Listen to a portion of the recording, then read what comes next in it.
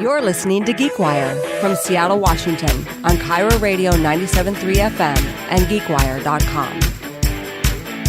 Hey guys, welcome back to, we don't even know what we're calling this thing yet. This is GeekWire with Andru Edwards as far as what it says here. I'm Andru Edwards. And I'm Todd Bishop. And we are here to talk more about the week in gadgetry. Consumer electronics, gadgets, gizmos, anything with a battery that can be plugged into a wall is fair game. Nice. I like that. That's a good parameter. Yeah, but I mean, it's pretty wide. It's a pretty wide parameter, but I mean, it limits us a little bit.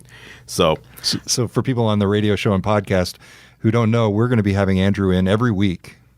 Weekly. To talk about the latest gadgets, and that's what this segment is. And he's going to drive the show here. Right. I mean, this is GeekWire, and gadgetry is a big part of being a geek, right? Yeah, geekdom. Absolutely. So this week... Yeah, what do you got here for us? Apple recently released their long-awaited, refreshed MacBook Pro. I've heard of this. Took them 4 years. Yes. 4 years. And it's not everybody's excited about it. Some people are very disappointed. Some people are totally fine with what we've got. But what Apple did was basically remove, the major feature is they remove the F strip, the function keys that you see at the top of pretty much any keyboard. And they replaced it with what they call the touch bar. And it's an OLED strip that basically allows you to interact with what's on the screen. So instead of creating a touch screen Mac, they gave you a touch bar down here right above the keyboard. So it's interesting because, you can just tap on it and it'll give you, you can slide across. It's touch sensitive. And this strip here, believe it or not, runs Apple's Watch OS. No, you're kidding me. No, and it runs Watch OS. So it has the processor in there, similar processor to what's in the Apple Watch, and it's running that forked version of iOS just for the strip. And so for people who aren't familiar with this, it's contextual. So contextual, right. What the program you're in, the different apps you're in, they all can change what's in the touch bar. Right. But right now I'm in Safari, which is the web browser, and it's showing me my bookmarks, and it's showing me the bookmarks with the little... What do you call those things? I don't remember anymore. The favicons. The favicons. Or fave icons. Fave icons. And then you've got the full-on logo. So you see the YouTube logo there, the Amazon logo there. I can go out of there, and I can say if I need to switch the brightness or color. Now I've got that strip there. So it's pretty cool, and it's definitely unique, and it gives you controls into the apps that you may not know were there. Now, one thing that I notice about this, I'm by the way, a heavy MacBook Pro user. Okay. I've used them for years. The trackpad, the touchpad. The trackpad is huge. Giant. Now, is this similar to the MacBook in that way, or is it just... The MacBook does have a good-sized trackpad, but this is insane. Like, it's like a touchscreen unto itself. Yeah, I mean, this is bigger than my iPhone 7 Plus. It's just there's more space. Like it's comparable. Yeah, it's basically like an iPad Mini in some ways. I think it's 6 inches. Yeah, maybe a little smaller than an iPad Mini, but still, it's sizable. Giant. What do you think of that? Do you like it? I like it because it's a force touch trackpad, and what that means is that anywhere you push, it's pressure sensitive. So it's not on the hinge where there's a hinge on top and you have to kind of click down. Right. You can click anywhere on it, and as long as there's pressure, it feels it and it gives you that haptic feedback. And it rejects your palm, so it knows if it's your palm that's touching it. It doesn't move the mouse cursor around. So I know you've only been using the touch bar for a couple days. Yeah. But what do you think? Is it a gimmick or is it actually useful? It certainly comes across as a gimmick at first. But then when you start using it and it's new. It's something new. So when there's something new and something as bright as that, you kind of just start looking at it a lot. And you're like, this isn't really doing much. Why is it here? But then you realize, it's just another key. So it's there when I need it to be there. So it has Touch ID built in. So you have security now. If you want to log into your Mac, you can do it with your fingerprint and lock it with your fingerprint. It's got Siri built in at all times. Which I think is dumb. Siri? Yeah, it's Siri. Siri is dumb? Siri on the desktop. Yeah, this is a long running. I don't know what happened, but I use Siri on a desktop all the time. What do you use it for? The other day, I was shipping something, and they needed me to put in the shipping parameters of the box in the metric system. So I took measurements, and then I would just say, "Hey Siri, what is this really? in millimeters?" I'm activating Siri just now. opened. And I would just do that, and I would and I would type it in. But on the Mac, it saves what you're asking it so that you could build, okay, there's all my dimensions right there. You changed my perspective a little bit there. There you go. You can ask about the other thing. I was sending an email, and I needed to attach some pictures from CES from last year. So I said, I asked it to show me pictures that I took in Las Vegas in January. And boom, there they were. Whoa. I didn't have to go search and scroll and this and that. It was all right there. That's way more useful than Siri is on the phone. I'm sorry. Siri on the phone is ridiculous. You just have to... What's... Speaker language? Well, I guess there is a certain language, but what... Like if you compare it to Alexa, I feel like Siri is... it comes off as a little bit purposefully dense. We don't have to go down this rat hole. Man. So I feel like Alexa is a lot smarter, personally. I don't know. I think Siri's improved a little bit. But look, see here, now these are emoji. Most people call this touch bar the emoji bar. And I think it's because this is what's most impressive. Like if you look at it physically, that is bright and vibrant and it looks gorgeous. Good versus, if you close that out, just this, which is just the regular buttons. So it looks like the regular old function keys. Yeah, that makes you really see what the potential is. And I think the potential is the key word here because this just came out, and really the only apps aside from a few are the Apple's embedded apps, and those aren't really the apps people use much. So once third parties start jumping on board and including this functionality in their apps, then you'll see it become less of a gimmick and more of a useful tool. Let me say, just looking at this thing, Apple still is the champ when it comes to industrial design. Yeah. This looks like the 15-inch, right? It's a 15-inch. This is just gorgeous. I mean, look at this thing. Is this space gray? This is space gray, so this is a new space gray color. Oh, my gosh. I mean, that is the one place where I feel Windows machines just still don't stack up. I don't know. Is it so hard? I don't get. That's the thing I don't get. I don't know much about industrial design, but why is it so hard to build a high quality metal machine that feels sturdy and looks good? Now, I will say the Surface Book, I do like the Surface Book, but when you look at things like the machines from Dell, we've got, what was the Dell that was all hot last year? XPS 13? Yes, we've got one of those. Man, we have had more problems with that thing. It's not great. No. It looks, if you put it on a desk and you look at it, it looks great, especially the display because the bezel is so thin. Right. But when you use it, the trackpad is bad. It's horrible.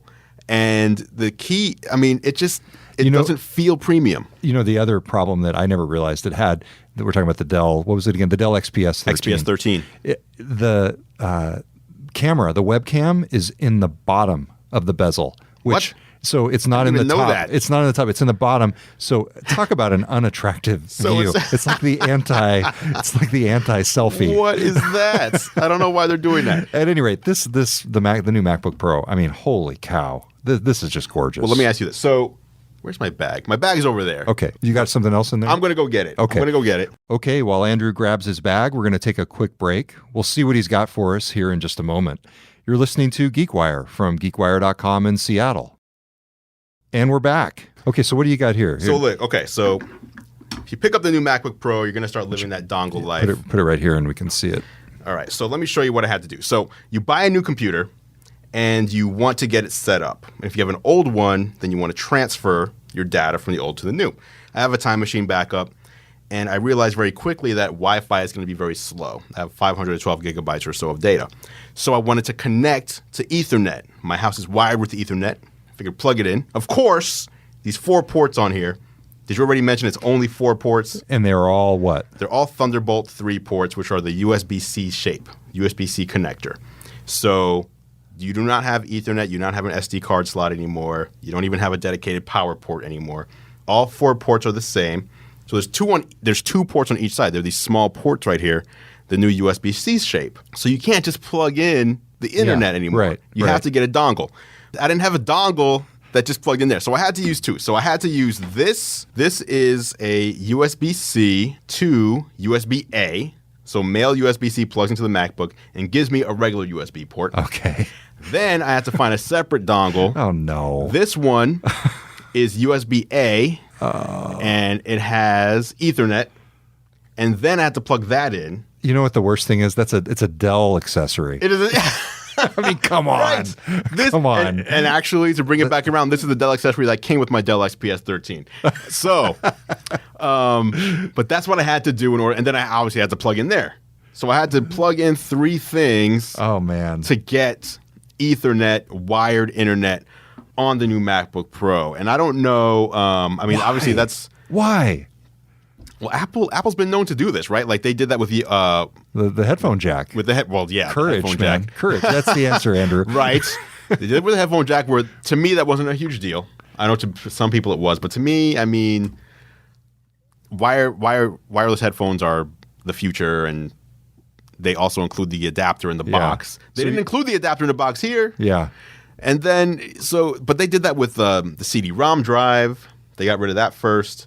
They got rid of the floppy drive first. Like they're always just trying to get rid of ports that they find to be unnecessary, and that they think obviously Thunderbolt 3 is the future.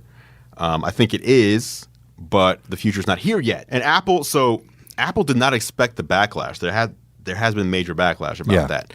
And what they had to do in response is they actually lowered the price of almost every USB-C and Thunderbolt 3 accessory that they sell by like 40%.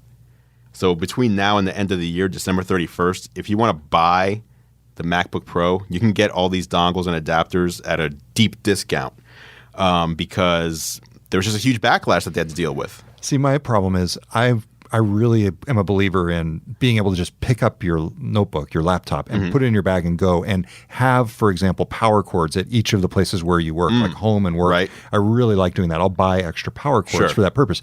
But then this creates the inability to do that because you just have to replicate all these adapters at each of your workstations. And then if you don't, it's going to get lost in your bag. I mean, I lose pens, I lose USB drives. You know what I'm saying? Right. Yeah. I think, I mean, what it comes down to is you really do have to keep one of those in your bag, maybe one in your desk at work.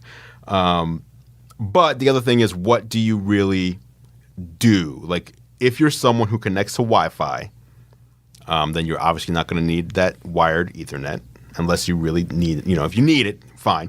But if you don't, there's Wi-Fi. For me, I do a lot of video editing. I really use the heck out of that SD card slot. That's gone now. Yeah. So I have to carry around a dongle for that. And I don't really know what their answer is to that because there's no wireless way to transfer 4K files from a camera to a computer. But as a pro machine, I think the professionals are the ones screaming loudest, whereas the casual users are like, hey, this looks cool. It has a new touch bar. The screen is great. It's actually one of the best screens I've ever used. It's a wide color gamut screen now, so it's almost HDR-ish. Yeah, I'm trying to remember. This starts at, what's the starting price? The starting price, let me think. If you want the 15-inch model, I believe the starting price is $17.99. But let me double check that. Yeah, I'll double check that right now. Let's do that. Because that might be the starting price of the 13-inch, and if that's the case, that would be horrible. But they're expensive. They are expensive. That's the other thing machines. is the price actually increased. So you know what we did while you're looking that up? We have a few folks in the office who really like Windows PCs, and I can't justify the premium, doing like more of a business purchase of the Surface Book because you're basically paying extra for the pen, and nobody here is going to use a pen unless we've got like an artist on staff. And the tablet mode, which also to me is a gimmick. So you know what I went back to? Good old-fashioned... Not RT. Please, not RT. No. I've got like the Windows RT stigma. I have got a whole other story on Windows RT, but I went back to the Lenovo ThinkPad. Good old-fashioned ThinkPad. A new one, obviously. Okay. But I got one with 20 gigs of RAM. Yoga? No, it's not a Yoga. Okay. I want like a good old-fashioned business workhorse computer. I got one with 20 gigs of RAM, 500 gig flash drive. 20 gigs of RAM? Yes, for the person, Claire, who edits the podcast and has a bunch of windows open all the time. And that's amazing. Yeah, so I got one of those and reasonable price, less than the MacBook Pro, for sure. Speaking of the price, all right, here's the price. Yes. This is absurd. So there is a version of this that does not have the touch bar. Yeah. And that was interesting because they kind of compared it against the MacBook Air. Like they're trying to, I think they want to phase out the Air. And so they were like, you can get the MacBook Air or you can get this MacBook Pro that's almost as thin, almost as light, and is way more powerful. But that one starts at $14.99. So that's without the touch bar, which Yep. is the main feature. The touch bar, 13 inches starts at $17.99. It's a 13-inch model. That's way more than the bottom. Like, for example, the $14.99 is way more than the base level of the, well, no, I guess it's in the ballpark of the current or the past MacBook Pro. That one, yes. Yes. But the next jump up is a little higher.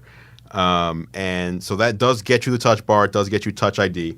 But it's 8 gigs of RAM, and it does not have a dedicated graphics card. Yeah. So if you want the 15-inch model, that starts at $23.99. Oh, You do get a dedicated graphics card. I've driven cars that cost less than that. Yes, $23.99, and then this is for 16 gigabytes of RAM. You mentioned you just bought a 20 gigabyte computer. They don't even offer anything above 16. Yeah. The top of the line model, before you add in any configuration, $27.99.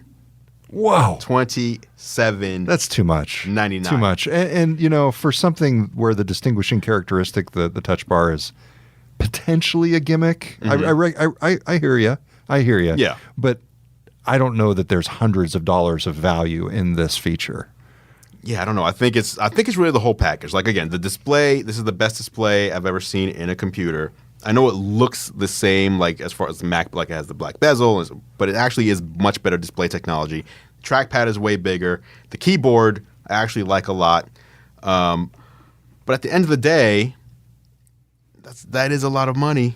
It's just $23.99 is a lot of money. It is. It's a lot of money. I'm assuming the Lenovo you got is less. Oh yeah, I think it was in the $1,300 range With more RAM and all. I mean, the Mac does have optimizations where you can't really compare apples to apples when it comes to the RAM situation. Yeah. Like 16 gigabytes of RAM may very well compete against the 20 gigs on the Windows machine just because of the hardware and software integration that they have. That's true. But Yeah, price certainly doesn't compete. No, absolutely. I've had a MacBook Pro, with 8 gigs of RAM and been perfectly happy with it. And we do some video. Like if I had 30 or not 30, like 3 or 4 videos going at the same time, Sure. I could see it might be an issue. But I've never run into any limitations. Okay. Just day to day and pretty heavy usage. Lots of browser tabs open. Yeah. Yeah. So that's the MacBook Pro. Yeah. The other news of the week coming out of Apple's camp, Yes. rumor mill, is that they're working on this pair of augmented reality glasses. Now, what do you think of this? I think it's interesting. Everybody's been working on VR, right? Yes. Which is virtual reality. Yes. And if you're unaware, virtual reality is you put on glasses or a headset, and it's basically like you're watching a movie or a projector or whatever close to your face. Yep. So you're enclosed. You can't see the outside world. You're looking at, for lack of a better term, a display that's covering your view of the world. Augmented reality is you see the world and you have a pair of glasses or a headset or whatever that puts things into the real world. So, for example, imagine Minority Report, Yep. where you can see the screen in front of you, but you can still see everybody around you, hear everything around you. So they're talking about doing AR. AR. More along the lines of Microsoft HoloLens. Yes. Or maybe the Magic Leap. Right. Yeah, exactly. Just like the HoloLens. I don't know exactly what these are going to look like, but my assumption is that Apple wants this to look more like a pair of regular glasses than a full-on headset. So what's interesting to me here is, Tim Cook is under so much pressure Yes. to come up with some new genre-defining, thing. but that's exactly right. Which the Apple Watch was not. Exactly. The Apple Watch is a great product, but it's not the iPod, the iPhone, etc. It's not that. Right, nor is the Apple TV, which was Oh, largely geez, yeah. under his purview, although Right. it dates back to Steve Jobs. Right. The latest evolutions of the Apple TV have been under Tim Cook. But no, they since, I guess, the iPad, is that the latest? It's been so long, it's hard to forget what their new best thing. It was the iPad. Yeah, the iPad. The And iPad then- would be it. Right, the Because the iPhone, next iPad. next major product after the iPad was the Apple Watch. Yeah. I mean, there's multiple iterations of like the new iPhones, for example, but the iPhone product line already existed. So what are their prospects? How much faith do you have in Apple to be able to define a category like they did with the iPod and the iPhone? Well, the interesting thing here is whenever an interviewer asks Tim Cook about something, he almost always gives them a no comment, which is par for the course, right? But whenever AR is brought up, AR, VR, right. he won't say, yeah, we are coming out with such and such, but he will say, we are very interested in that category. We see a lot of potential in this category. Like, he's basically saying, we have something we're working on here, which is not whenever you ask him about a car, and we no comment. So do you think it would be contingent or dependent upon another Apple device in the way that the Apple Watch requires an iPhone? I think it has to be, at least at first. You're going to have a connection between a phone and these glasses. You're not going to be able to just put these glasses on and have it, have a cellular connection and power, the visuals and all this, and also last, more than, I don't know, an hour or so. You need it to depend on something else. So the iPhone in your pocket really is going to be the brains, similar to what it is with the watch. And then I'm just more concerned with what exactly are you going to do? Like, what are you going to do with these things? Like, you put these glasses on. First of all, people don't usually wear glasses unless they need glasses. They're not just like, let me just put these glasses on. Like, sunglasses is different, but let me just wear clear glasses for no reason. People don't really do that.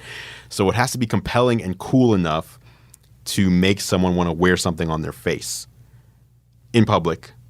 And then it has to be non-threatening enough to where it doesn't have that Google Glass effect. So are these things that are going to be walk-around type things? I believe with so. The augmented reality? I believe so. Oh, okay. So imagine, like you mentioned, how contentious your relationship is with Siri. Yes. But so we've seen the earpods that are coming, right? Right. The earpods are coming. These are Apple's wireless, Bluetooth, wireless headphones, and they do work even if you only have one in, and Siri's built in. Then you have these glasses on. So imagine, and again, this is just me. I keep invoking Siri. Imagine, for example, stop it, Siri. Siri keeps turning on, and I didn't. Anyway, Imagine, for example, you have these glasses on, and you have the earpiece in, and you're on a diet, and you want to not eat a certain amount of carbs per day. You're at the grocery store, and you look visually at the ingredient makeup on back, the nutritional info. Your glasses scan that before you even take in, finish reading it. And then in your ear, Siri says, for example, this will be 5 grams over your daily carb recommendation. Like, I think Apple's going for something like that, where the glasses aren't just showing you stuff, but they're actually reading the world. And then your headset will actually be giving you information. So this is an interesting spin on that then. Apple bought Turi, the machine learning startup. There was a spin out basically of the University of Washington. They're literally based What were they doing? Machine learning. So artificial intelligence. Okay. And so you could see, and they're basically building up their AI division here in Seattle. Interesting. So you could see how that vision, no pun intended, could very much mesh with a lot of machine learning, artificial intelligence stuff. And they're being pretty clear about machine learning. That's another thing. You know how Tim Cook talks about, you said he talks about AR. Same way on machine learning. He talks about how they're building machine learning and AI into all their products. Like my favorite iPhone iOS 10 feature with the Find My Car, parked car. Right. Yeah, that's basically... It's such a simple feature, but it's just so cool. Exactly, and it's intelligently determining where my car is, even though I didn't say my car was there. So that kind of everyday stuff, and like you're saying on the ingredients labels, pretty cool. Yeah, pretty cool. Yeah, and again, that was just me, you know. No. But that's your hypothetical. Another thing, the iPhone does AR right now, which it'll use it through the camera, and then it'll show you what's coming through the camera, and then the app can overlay stuff on it. Another cool thing I saw was if you're in another country, you can just point your iPhone camera at like a menu or signs in the street, and what you see on your display is actually in your language. Yes. Like, imagine you're just wearing glasses and you go somewhere to a foreign country, and everything's in your language. And then the wireless earbud translates it for you. Translates on the fly. Or like you can talk to someone. Like if you were wearing the headset and I was, and we were speaking different languages to each other, and the headset was translating on the fly for us, that'd be amazing. Yeah. So that's the kind of stuff that gets me excited. Like I don't get excited about just technology just because it's technology, like a new phone just because there's a new phone coming. I get excited about like the possibilities that it opens up. Like what can it enable us to do? And so that's what excites me about, like, you know, when I hear about AR and you know, the battery life on these devices getting longer so that you can use them more when you're out and about, because I want to really integrate them into my everyday life. So yeah, I hope it happens. I don't think this is something that can happen soon. But it sounds like these glasses could be a step in the direction. Yeah. But even the glasses, like, I don't know if that's even going to be something that we see next year. Yeah. But it's exciting. Same with the, you know, I don't know if they're still working on a car or not anymore. I think they were.